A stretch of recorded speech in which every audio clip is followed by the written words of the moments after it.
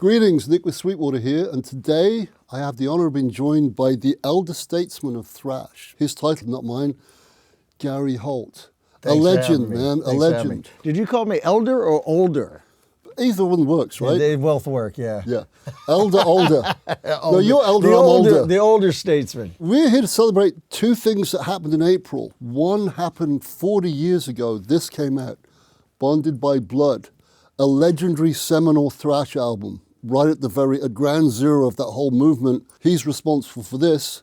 And also, funny enough, April 1st this year, 40 years later, this masterpiece came out. A Fabulous Disaster from the Garage to Madison Square Gardens, The Hard Way. This is an amazing book. Just the names on the back cover should tell you it's great. Jason Mimosa, I was going to say. Jason Mimosa. That Aquaman dude, Yeah. Scott Ian, Dave Mustaine, guys from Ranted, they're all saying the same thing. This is an amazing book. I'm tempted to talk a lot about this book, but I don't want to spoil your experience. It's well worth reading, so do yourself a favor, buy the damn thing. But this man reveals his soul, literally. This is a roller coaster ride. I mean, there's parts of the book you should read with an empty stomach.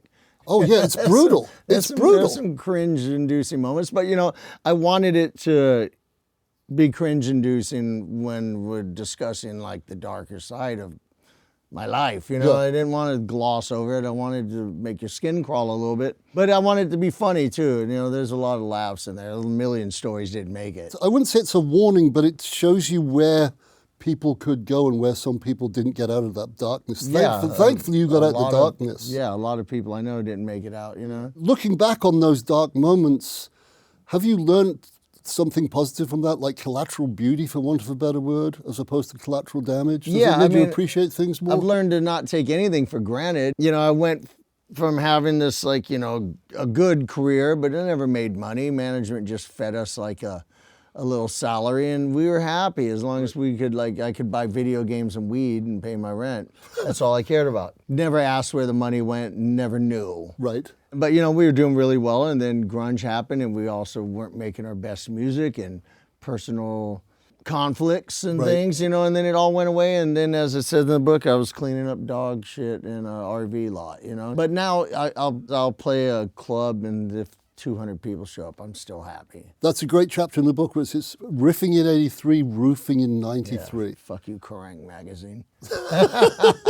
Although, I gotta give it to him, that's a pretty damn funny, like, one-liner. Right. Yeah, I mean, that was clever. Yeah, it was a good one. I'm not gonna take anything away from that. That was a good one. It is a good one.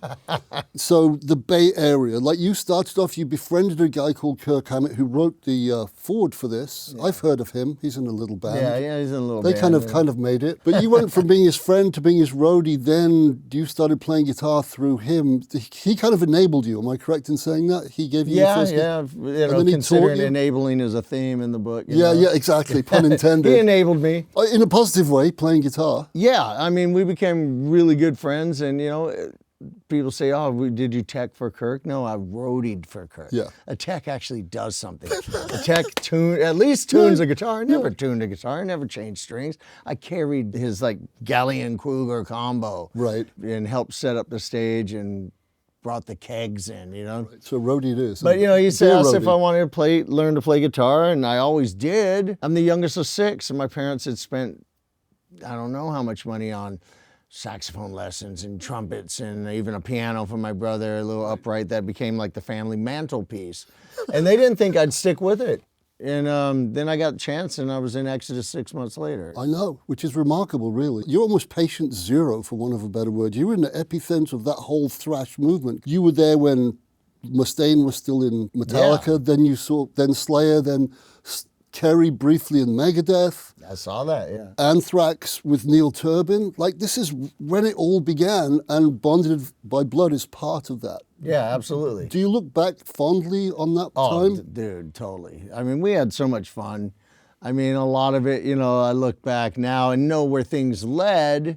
Right. One thing in the book, with my co-writer Adam, I said, look, I want to pull scabs off and expose, like, the dark side. But at the same time, I was real concerned about making some of our old behaviors seem as fun as they actually were. Right. Yeah, they were good times, you know.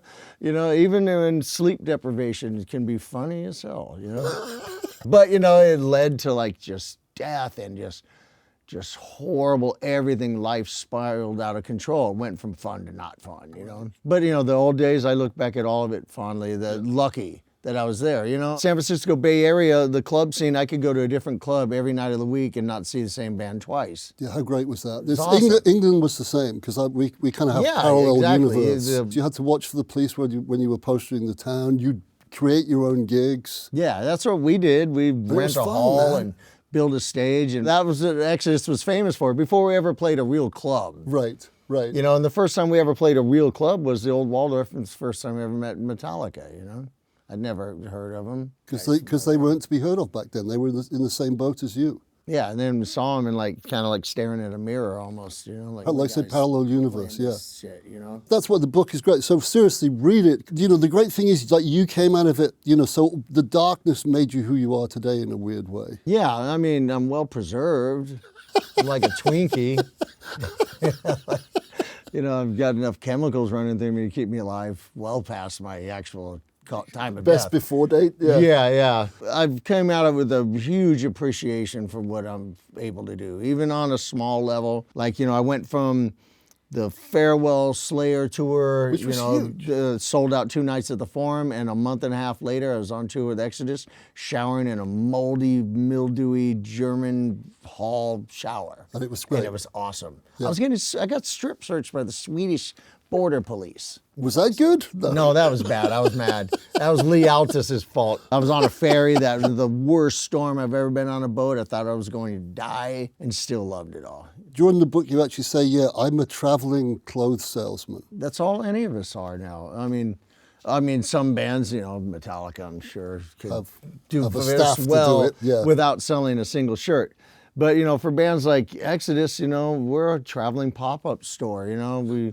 We play music so you'll come in and visit our store. And I mean, we're lucky. I still get some royalties and stuff. If your guarantees cover the entire cost of the tour, you're way ahead of the game, because then the merchandise is yours. You know, Gotcha. so you can go home with some money. And the other thing I loved was the fact that if you order something from Exodus.com, chances are this man will be the man wrapping it up and mailing Not it to you. Exodus.com, from Holt awaits big.bigcartel.com. Okay, My that own one. shirt with all my tasteless serial killer merch and celebrity guitar picks and making fun of everything. If you order that, if I'm home, I'm the guy putting it in the thing. I'm not hiring someone to do it. There's no warehouse. It's done in my office, and it's me stuffing that T-shirt in that poly mailer, you know? That's great. So But I these stand are the corrected. things we have to do to, like, stay ahead and keep the bills paid, you know? Plus, it gives it a personal touch. Gary touched this. Yeah, I guess so. Possibly, maybe. Anyway, getting back to playing, so you're really good at riff writing. Did that come naturally, or is it something you developed? How did you create the ability to create the riffs you create? Because they're evil. I just like riffs. I like riffs. Riffs writing is easy, and I don't know why. To some people, it's real hard. I don't understand. Because I'll write riffs without a guitar in my hand. I'll just get it in your head? I'll tab it out on my phone like later. Like, Oh, get out. So you can actually hear it in your head and I then can hear tap it in it my out? head. I've always haven't been able to do that. I can write it in my Wow. head, including pull-offs and mutes and all that. And as long as I remember it later, I mean, it's also not totally uncommon for me to look at a bunch of tab I've done on my phone and have no idea what it is. What the hell is this? I don't know. This E, F, A sharp. You know, I don't know what it is. I'd been better off if I hummed it along with it. Right. But my phone is full of like a million voice recorder riffs, you know. Right. Like I just throw my phone in front of the amps, and sometimes they make sense. Sometimes I'll write a riff and then I'll record 30 variations of a 2-second part of it, and they don't make sense to me later. Right.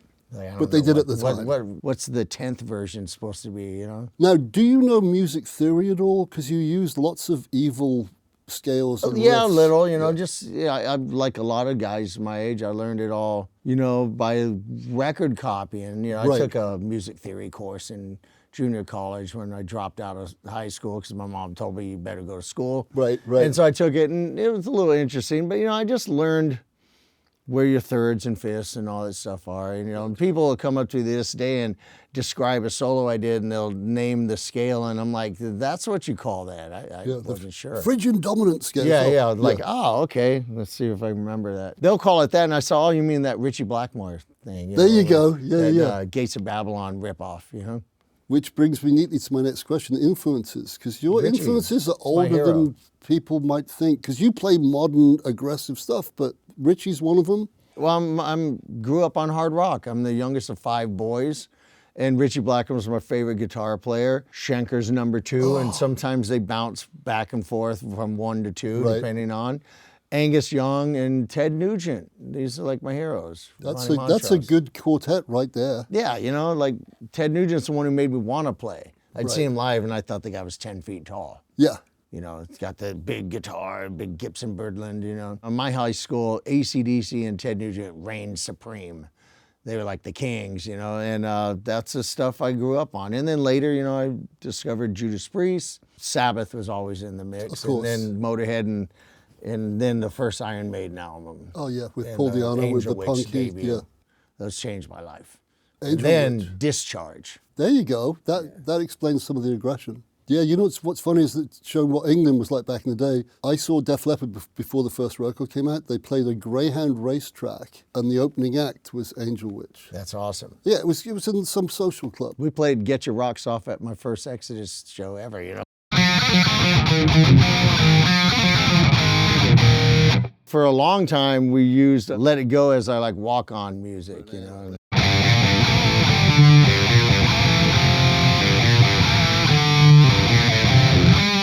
We love that stuff, still do. Hey, if it ain't broke, man. It meant something to me then, and it still does. They're literally my age, so I saw them when they were 18 and I was 18. It was oh, yeah, new bar. Same with Diamond Head. I saw Diamond Head before they became famous. That's awesome. Before Metallica really made them famous. Yeah. So Blackmore, Schenker, who do you listen to nowadays? Blackmore and Schenker. I mean, there's a million, there's guys like, Brandon Ellis, formerly of Black Dahlia, who actually joined us on a tour that Lee couldn't make. He's like the best guitar player in metal right now. Brandon came to a guitar fest last year, and he's ridiculous. Because he's that good, but he also rocks, and he does it while windmill banging. Yeah, there's a lot of these guys that are sitting there on YouTube, and they're lip syncing to their own tracks, and it's impressive, and especially the video game guitar. Right. But it's not for me. I'm a Boomer Benz guy till I die, Right. Give me that. Those guys don't know how to bend notes anymore. Yeah. I tell kids when they ask for, what should I do? I'm starting to play, and I say, listen to Angus Young and Malcolm Young. Don't listen to anything else. Learn how to shred later. Yeah. Learn how to rip a blues lick first. And make that note cry. Yeah, bend a note. That's the other thing. I just bend a note. Bend it and... Yes. I'm still working on my vibrato. Yeah, we all are. Every day. Yeah. As you get older and arthritis and everything gets in the way, you try to find simpler ways to impress. Right, right. I'm not near as fast as these kids out there, so I'm just going to try to bend a better note. And talking of AC/DC, I love your cover of Overdose, because that's one of my favorite AC/DC songs. But you recently did Beating Around the Bush, which is killer, by the way. And that's just going up and down the blues scale. What a great riff. It's one of the best riffs. The weird thing is I couldn't play it like Angus does. No. It was like my fingers are tripping on it. When I was recording it, I had so much hard time, so I did like a string skip version.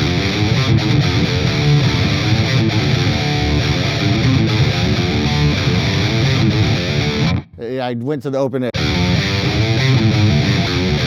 I like doing it up and down. I was just tripping over my. I can do it better now, but when the tape, so to speak, was rolling, I was just messing it up.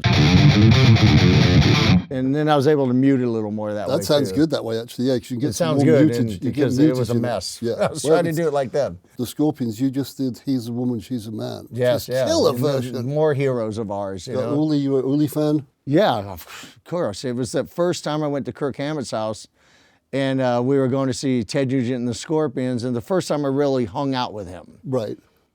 And that was the first time I heard Virgin Killer. Oh. I'd never heard Uli, only the the fast jab Schenker stuff, and yeah. jab stuff, Right. Love Drive On, you Right, know? right. He played me Virgin Killer, and that's why I have a whammy bar and everything. I told that to Uli too when we did the inaugural 70,000 tons of metal cruise. Right. And I said, that solo, and I heard it changed everything, and I had to have a whammy bar and everything. He made his band learn it, and he played it on the boat, and I was like, That was your fault. yeah, he said, go to the cabin and learn Virgin Killer, and he played it and winked at me, and I was like, yes! We were talking earlier about action. Gary Moore was one of my heroes because America had Eddie, England, we had Gary Moore. But he played with really high action, and so do you. What's the rationale? Steve Matek would probably be able to tell you the number, but I can't on a low guitar.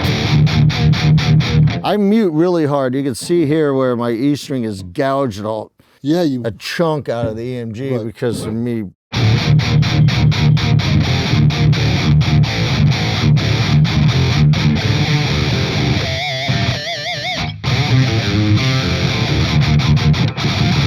I can't dig in on a low action. and you dig in really hard. You're not just hitting with your pick, you're hitting with your nail. Yeah, my nail, I have to wear an acrylic nail because I wear my natural nail like down to a bloody stump. And so it was years ago, I was crazy gluing it on stage, like Right. between songs. It was super painful, and you're trying to hold it like Hetfield a little bit, with Right. the other finger. And I went to a nail salon and walked in all sheepishly, and like, this lady's like, what's this guy wanting? Can you make one nail? And they're all giggling at me. And they did it, and they charged me like $5. And after doing that enough times, I make them myself. But Brian May, he does acrylic nails. Paul McCartney. I fixed one for Lee recently. I fixed Eric Peterson's Yes, nail Eric Peterson. before. And when Scott Ian was here a couple of years ago, he was going, I need to go to Gary's nail I salon. fixed Scott's nail before too on tour. Because So it's always that one, it's always the pointer finger? Or it's or, just, you just, it's just or the hitting. thumb as well, or just that one? It's just that one. I could not play for like 6 months. It will not grow It still has thick that like curve. the other one Right. anymore. It just grows 'Cause out you've thin worn it and down. one show without the acrylic and it's a mess. The Yeah, it stump hurts, begins. How did you develop that? Is that just your natural inclination to be as aggressive as Just you possibly natural. can? Yeah, it's just the way I play. 'Cause it's almost like getting a pinch harmonic in a weird way. almost. And I hold my pick at a little bit of an angle. There's a little scrape there. Right. Other guys, like with Slayer, I have to try to alter my picking a little more on the bridge. Actually, I mute a little higher than a lot of people.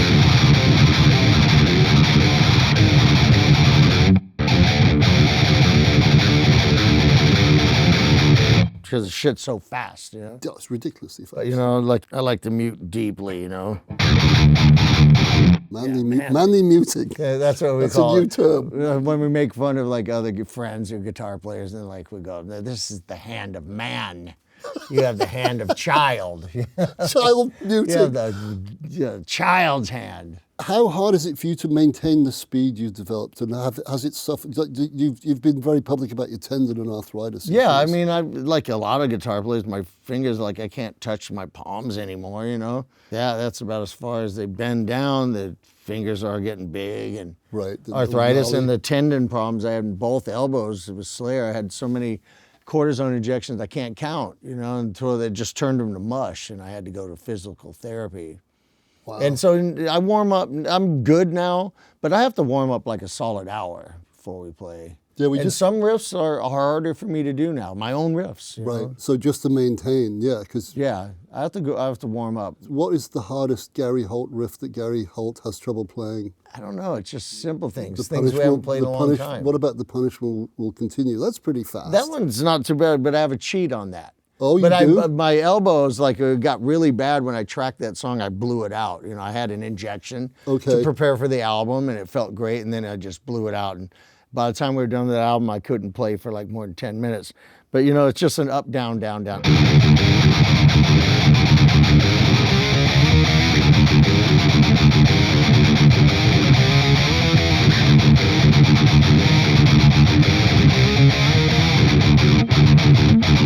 Gotcha. Like that. On the album, it's just all straight down pick. And then by the time I was done, my arm was almost useless. That's your little give yourself a breather for a It's millisecond. a breather. It's That's all it milliseconds. takes sometimes is that one breath, That's why you see guitar players, and I do it myself, and the best one was, pick's great, yeah. down picking. That's sometimes that's all you need,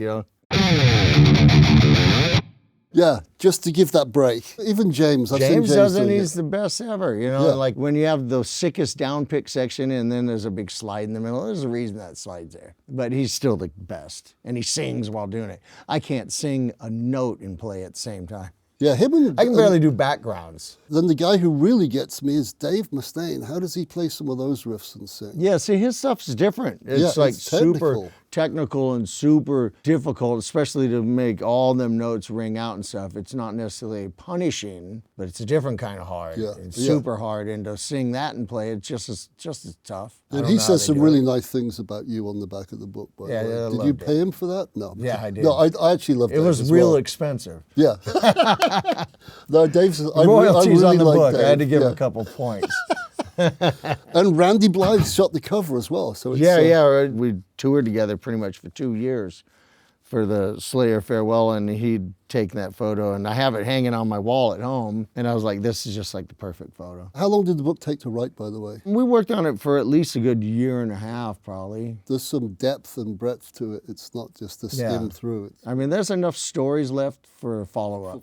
For Like, this for is a- the life for a story. sequel? If we do a follow-up, it'll be the stories. The Like, stories, just yeah. each chapter will be a little short story about You something should do it because ridiculous. it was fascinating. You made darkness feel funny, but not cool, if that makes sense. You made fun of yourself, but you weren't going, you should do this too. You Yeah. you had a way of saying it in Yeah, a way that... I mean, you know, like, you live and learn, and I've never passed judgment. No, a lot of people didn't pass judgment on me. A lot of people did. You know, you survive and you thrive, you know. So last question before I ask you to play some riffs. Your tone has always been ridiculously big. And the thing that fascinated me, and I learned this from the book, I didn't realize this, when you did Bonded by Blood, your Marshall had a chain in it, so it shorted. Yeah, well, I found that out later. Yeah. So you borrowed John Marshall, another extremely tall man who's really good on guitar. You borrowed his High Watt of all things, which Yeah. is a Pete Townsend amp, but you put 2 SD1s in front of it. You were the first guy I know who ever stacked Yeah, I was overdrives. stacking them for years, you know.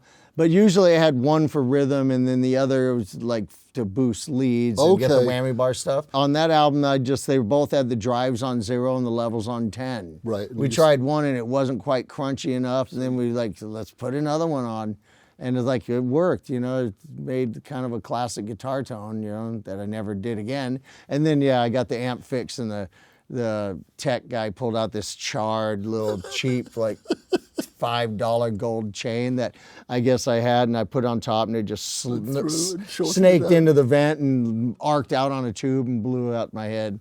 And we didn't have time nor budget. Like, I did the whole album on a Fernandez Strat with a Kaler, and I've never been a Kaler guy, but my candy red one on the Ultimate Revenge Right. stuff, the intonation had gone really bad. I think the neck needed a bad truss rod adjustment, and I didn't know how to do it. So I used the other one, and I could not hit a whammy bar scream on that Kaler. That's why you listen to Bonded by Blood and listen to the old live bootlegs. You hear a lot of that, and you hear none on Bonded, which is my one big disappointment, because that guitar wouldn't do it. So you hear a lot of, Right, right. but no.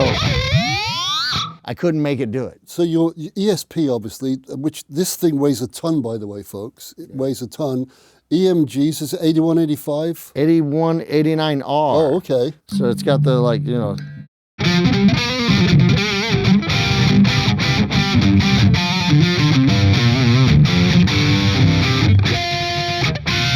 You know, a little single coil Strat. Yeah, that's nice. I don't use it much, but I like it that it's there. Like, you know, I have friends who will get a Les Paul, and they'll post online, they took the neck pickup out, and they'll post a picture, and I tell them, something's wrong, your guitar's broken. I'll troll them, you know, there's missing something there. Like, I don't ever use it. Why would you get rid of an available tone, even if you don't use it? There's wisdom there, yeah, just in case. But, you know, like, a lot of guys don't use neck pickups, but, you know, I grew up on Blackmore, who was the king of it, you know? And even Eddie started doing it in later years as well. Yeah, in later years, yeah. Your sound at Soundcheck was gargantuan. You were using a Silver Jubilee. Mm-hmm, yeah. And what were you front-ending it with? A lot of stuff, you know. I'm still a tone chaser. I'm still Right. constantly looking for things that will coax out what I'm looking for, you know, and I've used Silver Jubilee and it's crushing. You know, I have a super overdrive still with the drive on 0 and the level on 10. I have my Pro Tones Gary Holt signature mid boost, which is just a single parametric band. So I can dial in that little wah pedally frequency, you know, and just back it up enough so it doesn't sound like a wah, but it's super aggressive. Shankery. And then I found my secret sauce, this pedal by this French-Canadian company called Goop Tech. Oh, Goop Tech now. Just called the EQ, and what it does, you put it in the loop and it adds a resonance control. It adds a presence as well, you know, for like old Marshalls that didn't have them. Right. Although it has a presence, it doesn't have a resonance, and it makes the low end huge. And I still use its presence along with the amps. Gotcha. Yeah, So it's if- awesome. so When I double turn it, presence. bypass it, the volume decreases by about 10 dB. It's ridiculous. What it does to the power section of the amp. It's awesome. I have one in all 3 of my Slayer heads now, you know. There you go. So last but by no means least, well, I'm going to ask you for some advice for people at the very end, but would you mind showing us a few of your riffs? Yeah, what do you want to learn? I looked at your set list. Let's start with Piranha. Piranha, everybody plays that wrong, you know, because they always get they miss the E note.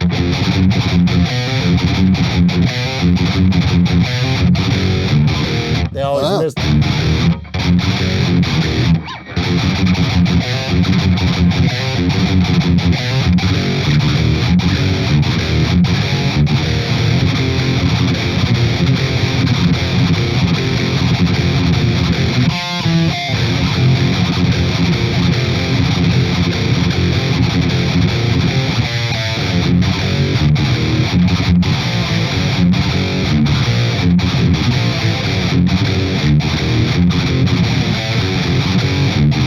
They always miss that E in there.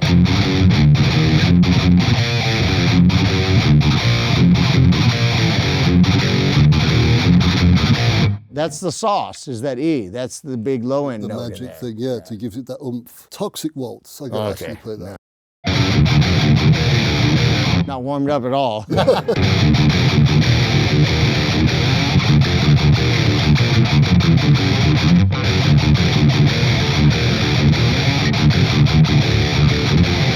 Everybody plays this wrong too, including Lee Altus. Oh, really? Sure. Yeah, but I don't bother correcting because it kind of works anyway. Because the way the breakdown riff goes,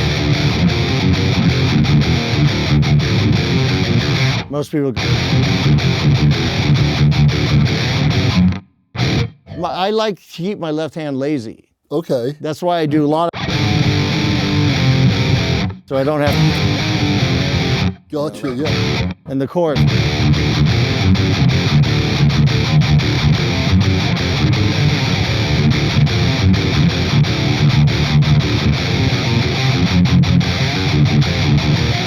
See, otherwise, if you played it with full chords, it'd be like.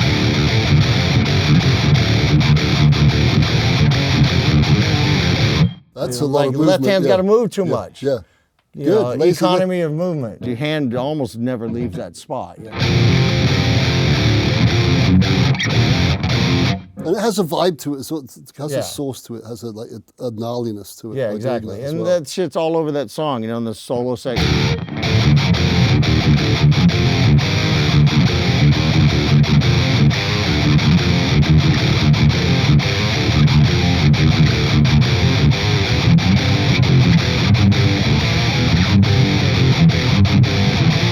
Two more, if you don't mind. First one, Pleasures of the Flesh. Oh God, That's a we played that beauty. a couple times on this tour. Yeah, I saw it on your set list. Well, Lee and before him, Rick.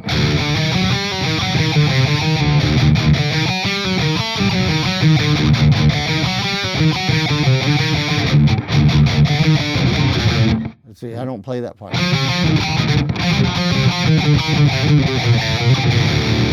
I haven't played that riff since I wrote it. Yeah.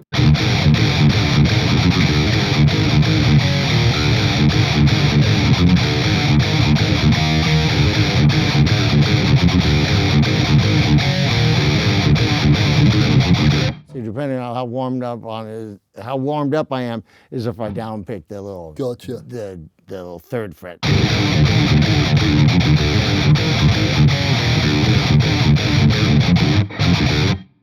so quick. That's most people don't fast. notice it That's anyway, yeah. fast. That's fast. One more that you probably hate me for, but it's the one you close your set with, and you have for years.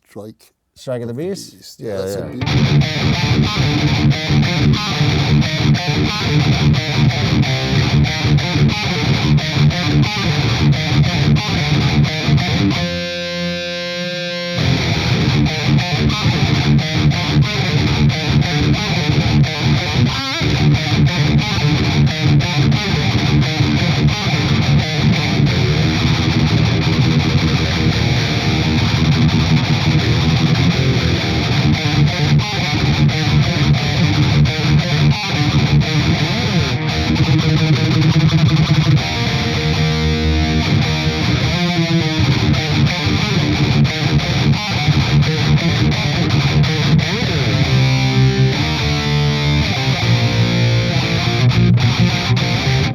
killer. Live, I use that Gorilla Snot stuff. Oh, really? The drummer stuff. Just to glue it One to your finger? little jar that'll last me if I lived another 50 years.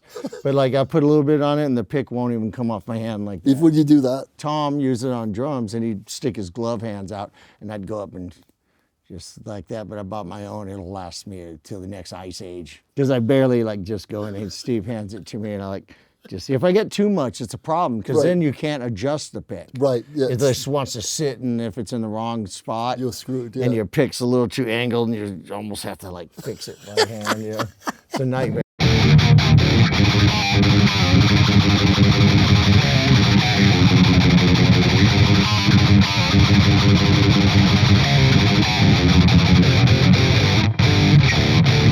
Last question.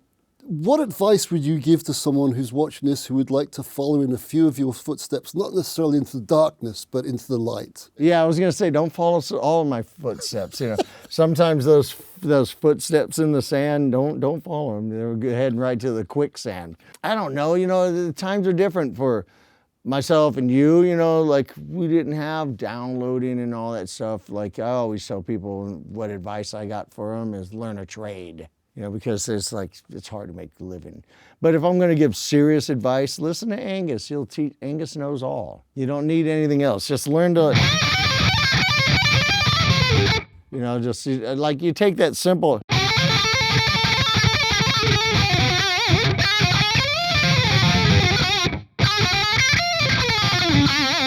You know, just learn to slide notes around. I know 5 licks. But you do them well. Well, in recent years, I've learned how to like move my hands around and slide to new positions, you know.